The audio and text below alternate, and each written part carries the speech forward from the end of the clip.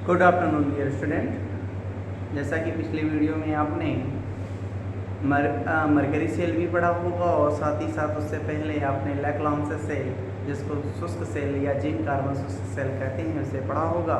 अब हम पढ़ते हैं आज की क्लास में द्वितीयक सेल की बात करते हैं। द्वितीयक सेल क्या होती हैं? तो वे सेल जिनका उपयोग आप पुनः आवेशित कर दोबारा कर सकते हैं। मतलब एक बार चार्जिंग की प्रक्रिया होती है और दूसरी बार डिस्चार्जिंग की प्रक्रिया संपादित होती है।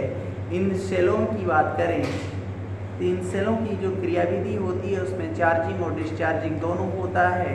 यह सेल एक बार वैद्युतापघटनी सेल का कार्य करता है और दूसरी बार एक गैल्वेनी सेल की तरह कार्य करता है। इसमें जो चार्जिंग की प्रक्रिया है, चार्जिंग की जो प्रक्रिया है वह वैद्युतापघटनी सेल की तरह होती है और डिस्चार्जिंग की जो प्रक्रिया होती है वह आपका गैल्वेनिक सेल की तरह होता है। मतलब कहने का तात्पर्य है, जब आपकी बैटरी डिस्चार्ज होती है, जब आप अपने घर में यूज़ कर रहे होंगे, आप इन्वर्टर बैटरी या अपनी मोबाइल की बैटरी की बात करें या किसी भी बैटरी की बात करें, जब वह डिस्चार्ज होती है, जिसको आप चार्ज करके फिर से प्रयोग में ला रहे हो, सारी की सारी सेकेंडरी सेल हैं। अब बात करते हैं लेड संचायक बैटरी की, जो हमने चित्र बनाने का प्रयास किया, समझाएंगे भी आपको। इन सेलों की बात करें तो इन सेल में क्या समझना है? कहता है एक सीसा संचायक जो बैटरी होती है उसका एक सेल 2 वोल्ट का होता है। यदि आपको 12 वोल्ट की बैटरी बनाने होंगे, 12 वोल्ट की बैटरी बनानी है तो आपको 6 सेल लेने होंगे। जिस 6 सेल में आपको जो लिया है उसमें 6 एनोड और 6 कैथोड होगा। एक सेल में एक एनोड और एक कैथोड होगा और वो सभी के सभी एक पोरस प्लेट से एक दूसरे से अलग अलग होंगे। अब कंडीशन कहता है कि सर कैसे समझा पाएंगे इस सेल की क्रियाविधि कैसी होती है, चार्जिंग कब होता है, डिस्चार्जिंग कब होता है। तो ये जानिए कि जब डिस्चार्जिंग होता है तो बैटरी आपको विद्युत ऊर्जा प्रदान करती है। मतलब बैटरी से आप विद्युत ऊर्जा ले रहे हो, टीवी, फैन, फ्रिज, कूलर जो भी आप चला पा रहे हैं वो चला रहे हैं, आप बैटरी से विद्युत ऊर्जा प्राप्त कर रहे हैं। तो ये हुआ डिस्चार्जिंग की प्रक्रिया। मतलब वहाँ पर क्या हो रहा है, रासायनिक ऊर्जा विद्युत ऊर्जा में परिवर्तित हो रही है। जब बैटरी आपकी डिस्चार्ज हो गई तो आप कहते हैं सर जी उसको चार्जर से जोड़ दिया। आजकल तो इन्वर्टर चल रहा है, तो आपने इन्वर्टर या चार्जर से जोड़ दिया, तो जैसे ही आपने इन्वर्टर या चार्जर से जोड़ दिया वो बिजली और बिजली है तो उसके अंदर बिजली जाएगी, विद्युत धारा जाएगी। विद्युत धारा जाने पर क्या होगा, जो एनोड और कैथोड पे डिपॉजिट सॉलिड मटेरियल होती हैं वो फिर से आयनिज हो जाती हैं। मतलब कहने का मतलब विघटित हो जाते हैं। तो विघटित होना ही हो गया, सॉलिड मटेरियल है, लेड सल्फेट होगा या लेड डाइऑक्साइड होगा, यह अपने आयनों में टूट रहा है। टूटने की प्रक्रिया ही तो वैद्युतापघटन कहलाती है। तो डिस्चार्जिंग की प्रक्रिया आपकी गैल्वेनिक सेल हो गई और चार्जिंग की प्रक्रिया आपकी गैल्वेनिक सेल की हो जाएगी। अब बात करते हैं इनमें जो क्रियाविधि है और बैटरी में क्या क्या भरा होता है। तो बैटरी जब भी आपने देखा हो, सभी एक जनरल 12 वोल्ट की बैटरी आप खरीदते होंगे, तो 12 वोल्ट की बैटरी खरीदते होंगे तो उसमें 6 वोल्ट आपको दिखेंगे जिसमें आप पानी भरते हो, 6 ढक्कन दिखेंगे जिसमें आप पानी भरते हो। मतलब वो कितने सेल से मिलकर बनी है? सब पहला हो गया आपका कि सर जी वह सेल जो है वो 6 सेल से मिलकर बनी है, इसलिए वो 12 वोल्ट की बनी है। यदि वो 12 वोल्ट की ना होगी, 6 वोल्ट की होगी तो कितने सेल से? तो 3 सेल से बनी होगी। यदि 24 वोल्ट की होगी तो कितने सेल से मिलके? तो 12 सेल से मिलकर बनी होगी। और एक सेल का सेल विभव कितना होता है? 2 वोल्ट होता है। इतना क्लियर है?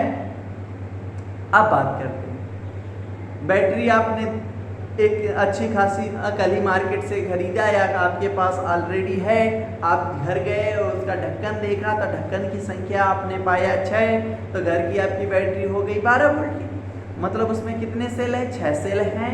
6 सेल में प्रत्येक ढक्कन की बात करें तो यह एक सेल को दर्शा रहा है और उसमें एक एनोड और एक कैथोड होगा। एनोड पर ऑक्सीकरण होगा, कैथोड पर अपचयन होगा, वो वैद्युत अपघटनी की तरह कार्य करे, चाहे आपका गैल्वेनिक सेल की तरह कार्य करे, इसमें कोई डाउट नहीं है। अब बात करते हैं, कहते हैं कि सर जी हम लोग तो बैटरिया में पानी भरते हैं, लेकिन कहा जाता है उसके अंदर तेजाब होता है। तो जब बैटरी का निर्माण होता है, जब बैटरी कंपनी से मॉडिफाइड होता है, मैन्युफैक्चर्ड होता है, उस दौरान उस बैटरी को जीवंत करने के लिए, चलाने के लिए जब एनोड और कैथोड डाल दिए जाते हैं, तो जो आपका शीशा संचायक बैटरी होता है उसमें एनोड जो होता है वो लेड धातु का होता है, पीबी धातु का। मैंने यहाँ बनाया है, एनोड जो होता है वो लेड धातु का होता है, और कैथोड जो होता है वो लेड डाइऑक्साइड का होता है। एनोड और कैथोड, एनोड किसका? लेड धातु का, कैथोड किसका?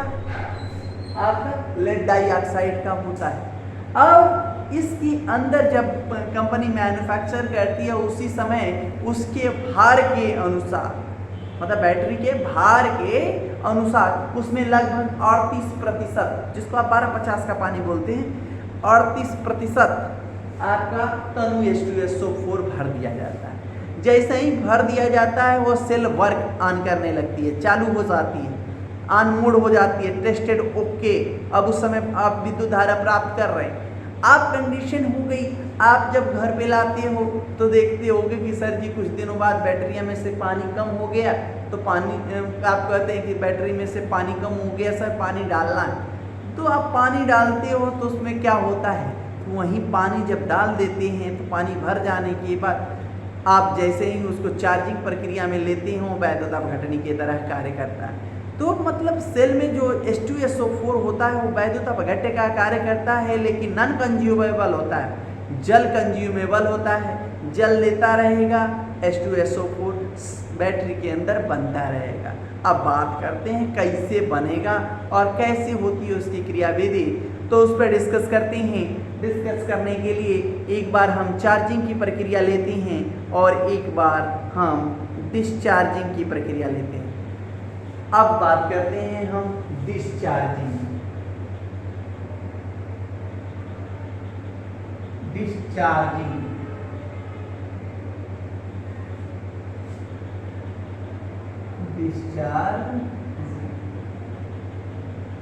डिस्चार्जिंग के समय आपका जो शीशा संचायक बैटरी है यह एक सेकेंडरी सेल है, इतना आप जानते हैं। शीशा संचायक बैटरी पढ़ा रहे हैं हम आपको, शीशा संचायक बैटरी,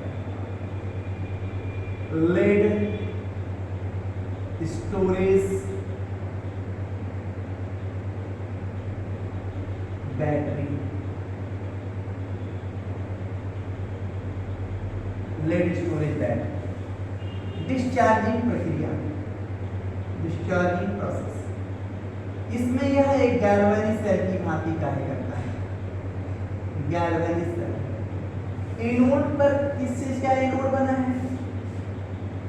एनोड है आपका लेड धातु। लेड का क्या होगा? ऑक्सीकरण। तो पीबी किसमें बदल गया? पीबी पे 2+, कितने इलेक्ट्रॉन ले लिए उसने? 2 इलेक्ट्रॉन निकाल दिए। 2 इलेक्ट्रॉन निकालने के बाद अब आ गई बात, आप इसके वैद्युत अपघटक में इसमें H2SO4 वैद्युत अपघटक का कार्य कर रहा है, इतना तो आप जानते हैं।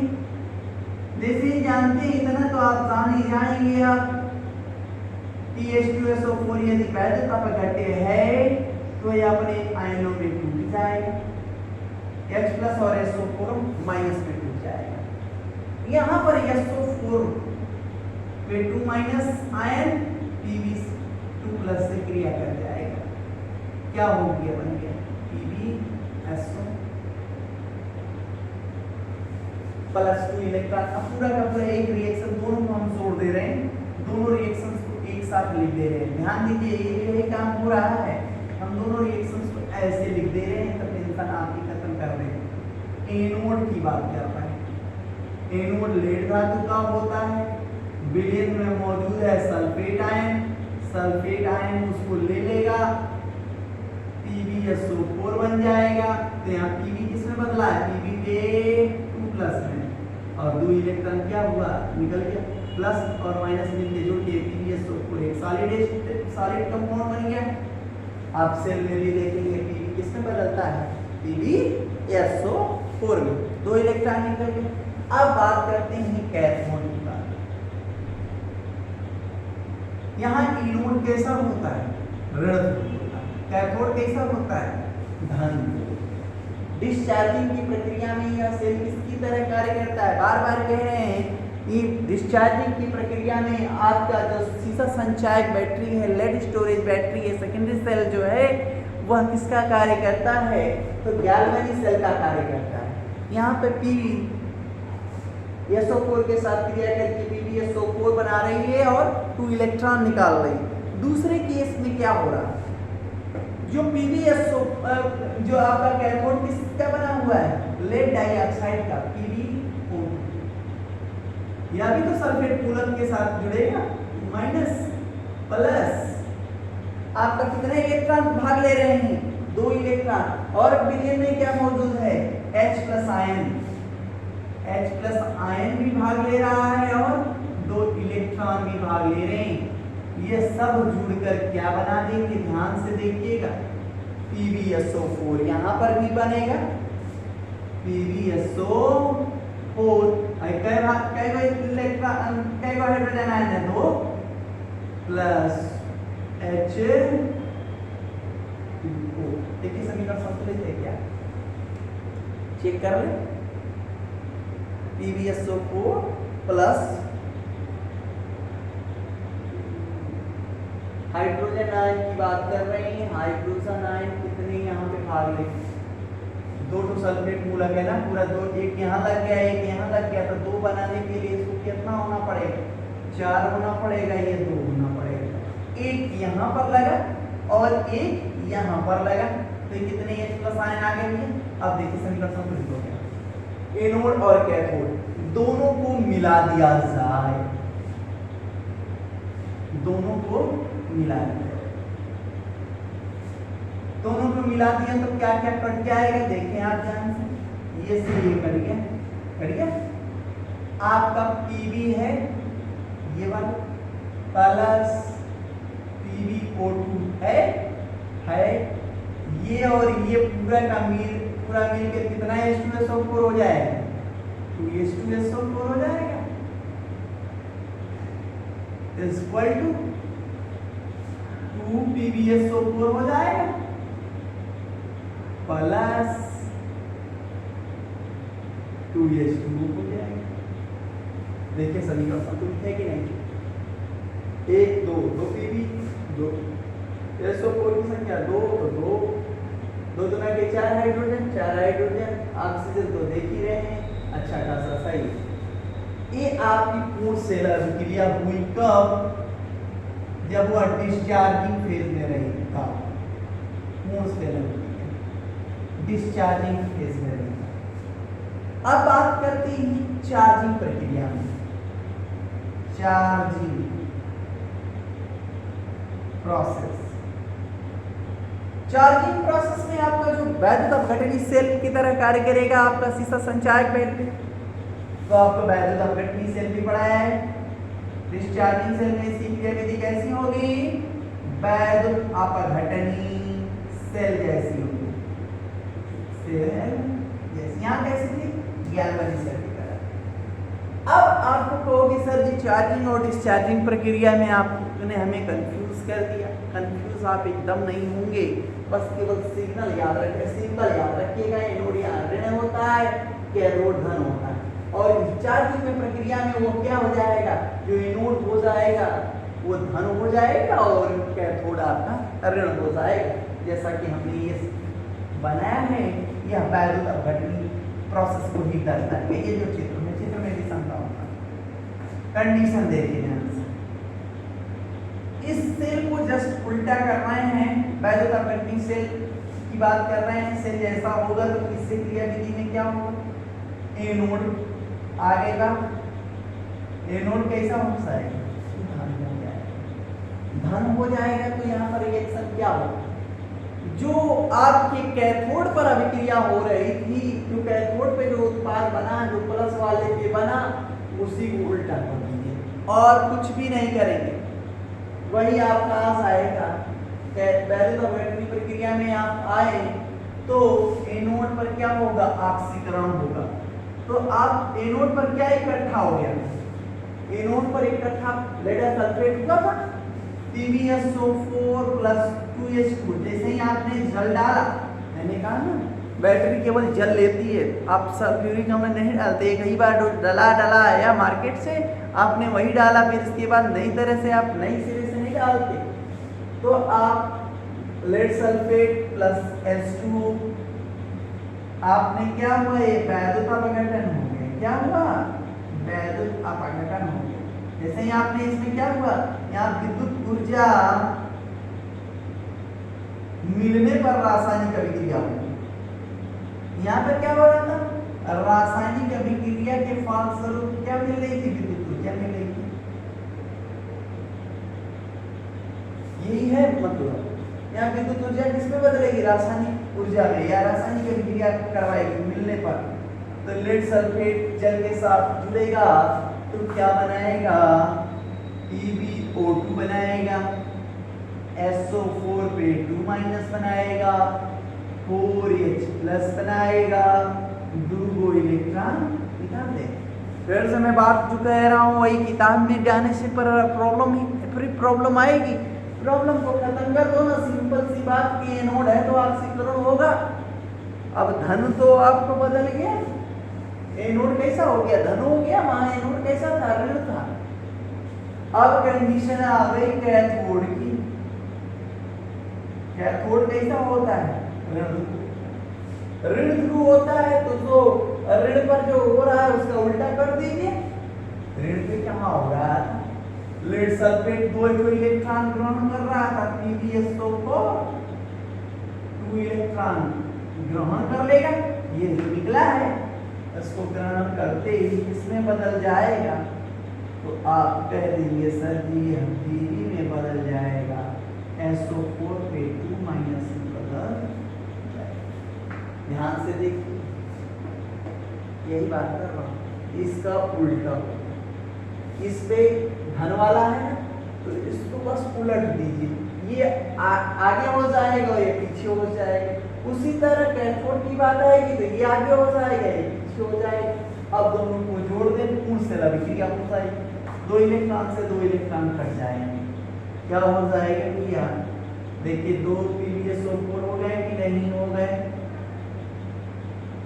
जल है कि नहीं है, वैद्युत अपघटन हो रहा है कि नहीं हो रहा है। तो Pb बनेगा, PbO2 बन जाएगा, फिर आपका 2H2SO4 फिर से बन जाएगा। यहाँ लगा, यहाँ निकला, यहाँ लगा, यहाँ निकला। कंडीशन है अभिक्रिया के दौरान आप देख रहे हैं H2SO4 नॉट कंज्यूमेबल है, अधिक से अधिक लग रहा है, पानी लग रहा है। तो बैटरी में केवल पानी खत्म होता है, सल्फ्यूरिक अम्ल खत्म नहीं होता। इतनी तो बात आप समझ गए हो। अब कुछ बातें जान लें। यहाँ पर जब वैद्युत अपघटनी प्रक्रिया होगी तो एनोड कैसा होगा, तो ये आपको जो किताबों में दिखेगा ये एनोड धन दिखेगा, तो किसके लिए है, चार्जिंग प्रक्रिया। ये कैथोड है ना, कैथोड वह कैसा है, ऋण ध्रुव के लिए। और आपने देखा एक एनोड बनाया है ये वाला, जिसमें हमने डबल बनाए हैं, ये हम डार्किस कहते हैं, ये क्या है, एनोड है, और ये क्या है, कैथोड है। और आपका चार्जिंग हो चाहे डिस्चार्जिंग हो, एनोड पे सदैव ऑक्सीकरण होता है और कैथोड पे अपचयन की प्रक्रिया संपादित होती है। इतनी बात समझ गए होंगे, ये भी आप जान गए होंगे। एक सेल का सेल विभव कितना होता है, तो 2 वोल्ट होता है। यदि हमने यहाँ पर बनाया है 3 सेल, अर्थात 3 सेल का मतलब ये देखिए एक सेल, ये पोरस प्लेट से अलग अलग होता है। आप जब बैटरी को तोड़ेंगे फोड़ेंगे तो देख लेंगे, ये अलग अलग सेक्शन में बटा होता है। तो एक ढक्कन यहाँ लगा होगा, एक ढक्कन यहाँ लगा होगा और एक ढक्कन यहाँ लगा होगा। पानी डाल देंगे और सेलों में पानी पता चल जाएगा कि पानी है तो रिएक्शन होगा सल्फ्यूरिक अम्ल भार से 38% हो जाएगा, आपका सेल वर्क डन करने लगेगा और विद्युत ऊर्जा उत्पन्न करने लगेगा। जब डिस्चार्ज होएगा फिर चार्ज कर दीजिए, फिर से विद्युत ऊर्जा उत्पन्न होने लगेगी। आपने क्या वोल्ट का बनाया है? यहाँ पर 6 वोल्ट का बनाया। यदि आप कहेंगे सर जी आपने बैटरी जो बनाई है, शीशा संचायक बैटरी बनाई है, वो कै वोल्ट की है? 6 वोल्ट की है। कितने सेल से बनी है? 3 सेल से बनी है, 3 गो एनोड और 3 गो कैथोड, जो एक दूसरे से श्रेणी क्रम में जुड़े हैं। किस तरह जुड़े हैं? श्रेणी क्रम में जुड़े हैं। इतनी बात अब यदि आपको पता है तो पूरा का पूरा सेल आपकी क्रियाविधि आपको पता है। इसको नोट कर ले, इतना नोट कर ले, इसको इतना नोट कर ले, ये चित्र बना ले। कितने जो हमने सेल बनाया है वो कै वोल्ट का बनाया है? तो 3 सेल का बनाया है। एक सेल का सेल भी वो होता है 2 वोल्ट, तो 3 सेल का होगा 6 वोल्ट। नोट कर लें। एक सेल और बचता है निकिल कैडमियम सेल, उसकी क्रियाविधि पढ़ा लेते हैं। लास्ट टॉपिक बच जाएगा ईंधन सेल।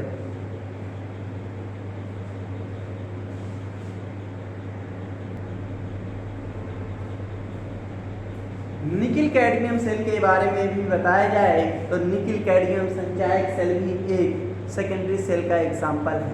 मतलब इसका भी पुनः आवेशन कर प्रयोग में लाया जा सकता है। फिर से आपको बता दें, सेकेंडरी सेल की परिभाषा क्लियर ना हुई हो तो वे सेल जिनका उपयोग आप पुनः आवेशन के बाद भी कर सकते हैं। मतलब एक बार प्रयोग में लाए, डिस्चार्ज हो गया, आप उसको पुनः चार्ज कर उपयोग में ला सकते हैं। द्वितीयक सेल कहलाते हैं। इन्हें गौण सेल भी कहा जाता है, सेकेंडरी सेल भी कहा जाता है। निकिल कैडमियम सेल की बात करें तो यह भी एक संचायक बैटरी है। इसका उपयोग बहुत कह दें तो कॉस्टली होता है, लेकिन फिर भी इसको प्रयोग में लाया जाता है। और प्रयोग में लाए जाने में आपको ये जानना होगा कि निकिल कैडमियम में कौन एनोड होता है और किसका कैथोड होता है। यह बात आपको जाननी होगी तो आप जान लें, कैडमियम का एनोड होता है। यही बात पूछी भी जा सकती है आपको, कैडमियम का क्या होता है? एनोड होता है।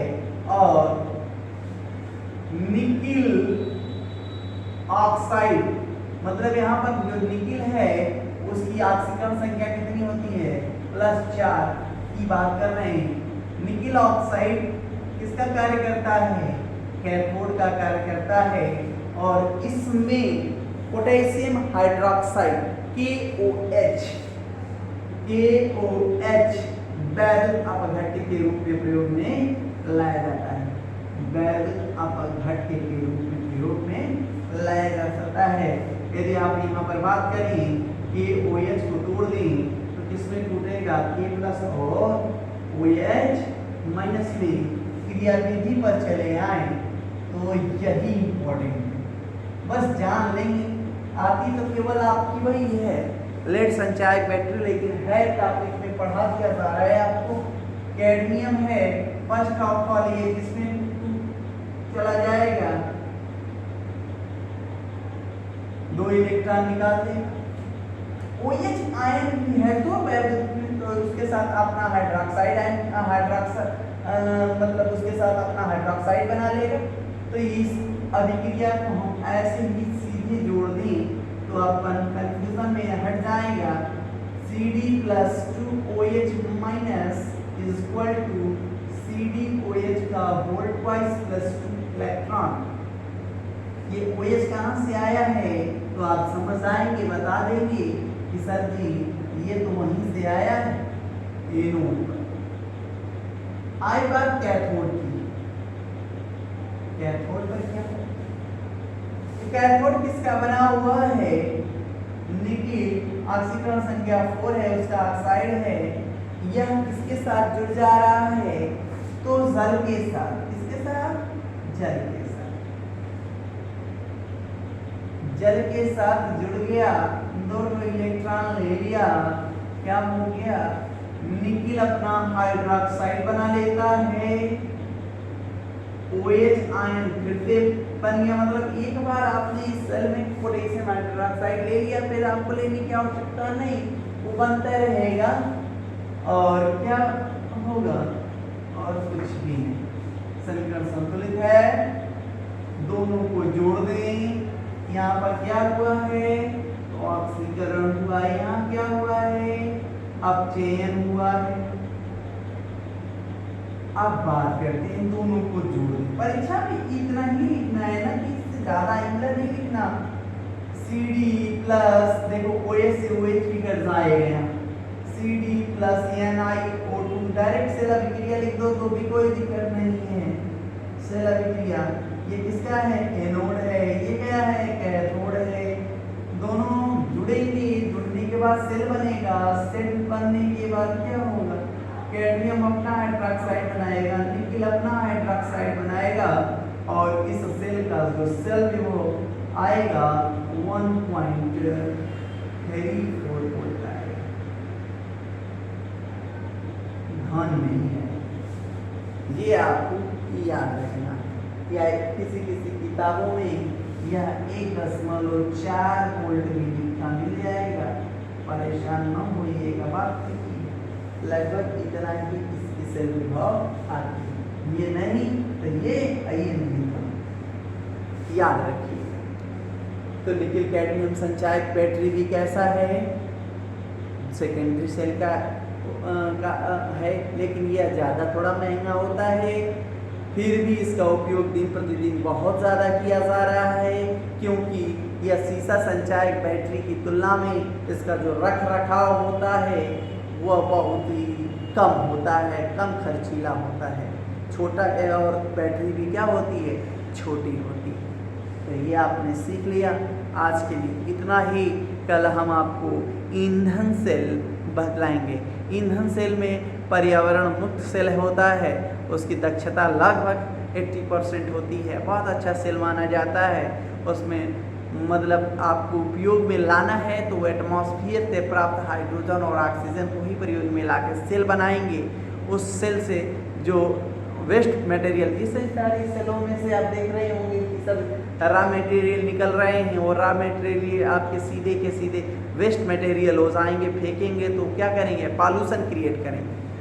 तो सेल एक ऐसा भी सेल बना जो पॉल्यूशन फ्री था, उसी का नाम होगा ईंधन सेल। हम उस पर डिस्कस करेंगे। तो सबसे पहले जो प्रयोग किया गया था अपोलो अंतरिक्ष यान में प्रयोग में लाया गया था 1969 में, अमेरिका द्वारा प्रक्षेपित प्रथम अंतरिक्ष यान, जिस सफल अंतरिक्ष यान था उसमें ये ईंधन के रूप में प्रयोग में लाया गया था। और जो इसका वेस्ट मटेरियल बना था वो जल, जिसको आपने शोधित कर जल, जो पीने वाला जल था, वो बनाया था। ठीक है, आज के लिए इतना ही। नेक्स्ट टाइम मिलेंगे। Thank you.